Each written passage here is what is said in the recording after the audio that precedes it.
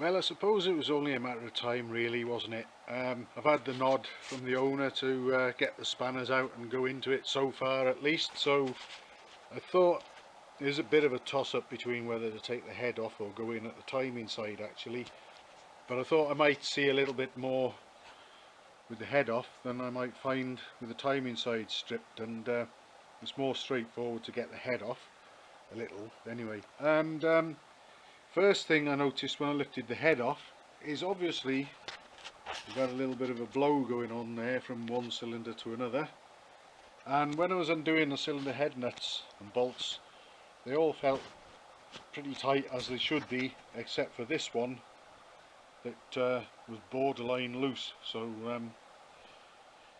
that's something that I'll take care of if and when it goes back together. I don't think that has been the cause of the vibration and the clatter though somehow. Likewise this, I found this the right side inlet rocker or tappet adjuster has been making contact with the underside of the rocker cover at some time at least. So if that was doing that in recent times, that would add to the clatter, but again I don't really think that that's something that I'd feel through the handlebars, and I don't think that would be quite so harsh and heavy as what I've been experiencing with this.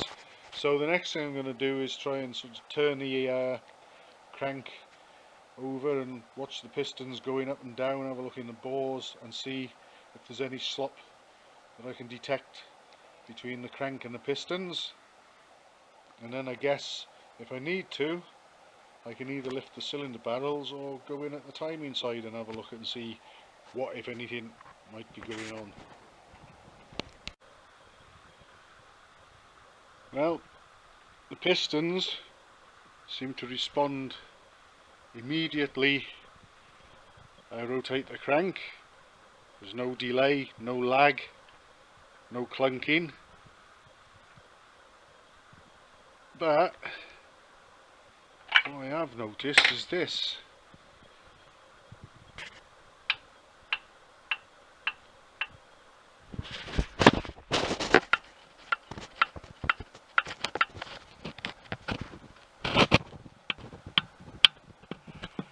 The one nearest us, the left one, isn't quite so bad. Both are worn, but the one on the right has got a lot of movement and is making that metallic hammering sound. I think we could possibly be well, better get the cylinder barrels off and have a look at the bores and the pistons, but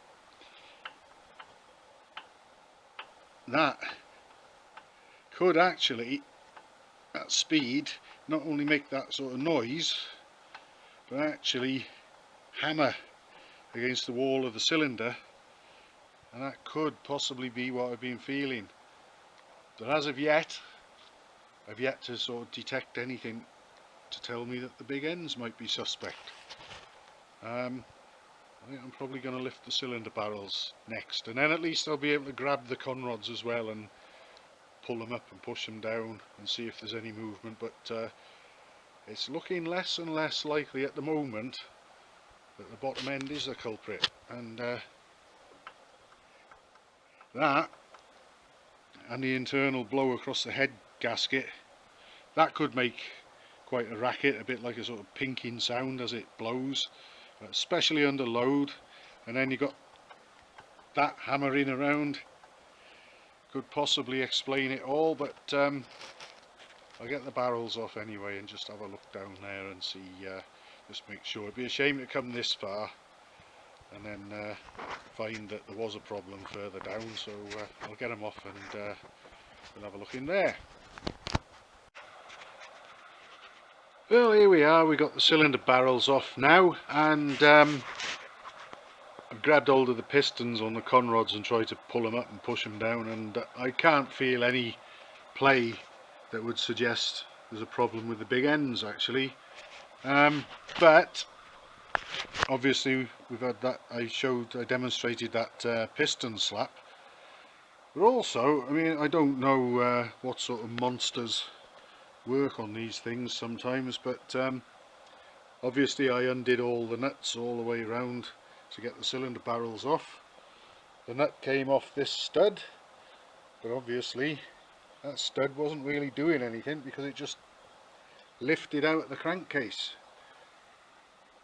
So that's just been jammed in there somehow to make it look like it's doing something when it isn't. The other nuts were in varying degrees of tightness and slackness.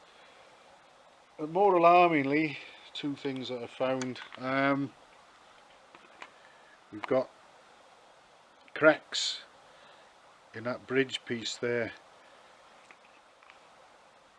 the bit that joins the left side or drive side crankcase to the timing side via that nut and stud there. We've got, try not to shine a torch directly on it because that makes it hard to see, but there's a big crack there and there's a smaller one just under the nut. So God knows what happened to that to cause that. It must have had a hell of a wallop at some time. In fact, there's even a bit of a mark in it on its underside. I can feel it better than see it. Something at some time must have given it a hell of a clout. But anyway, on top of that, what I had thought was a casting mark perhaps on the edge of the cylinder barrel flange is actually a crack as well. I can run my finger along it and feel it. It's actually a slight step on the gasket face there. So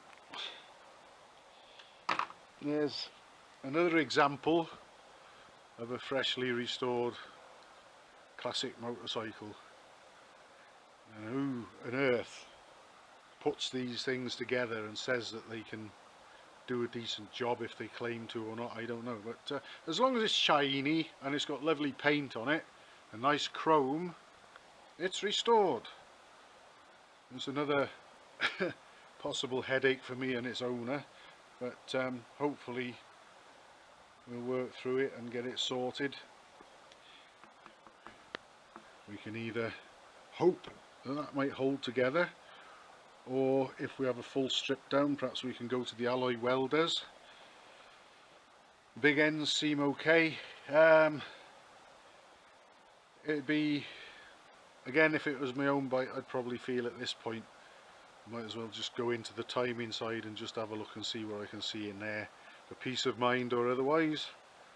But yeah, more surprises and unexpected stuff. It never ends. You think, well, I never ever think or say that I've seen it all. I wouldn't claim to say that I'd ever seen it all, but I see new things every time, and I've just seen a couple more.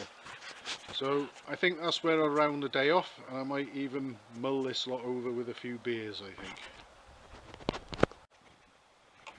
Just one final thought before I close the doors and head for the pub.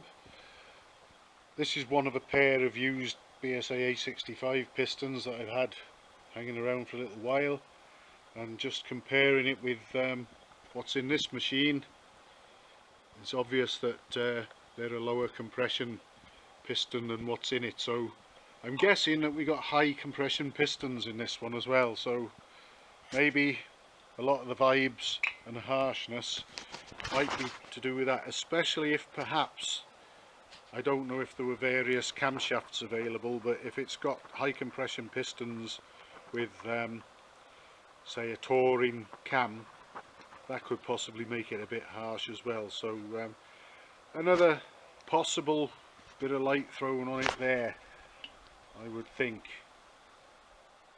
So all worth bearing in mind anyway, but that's where I'm leaving it today.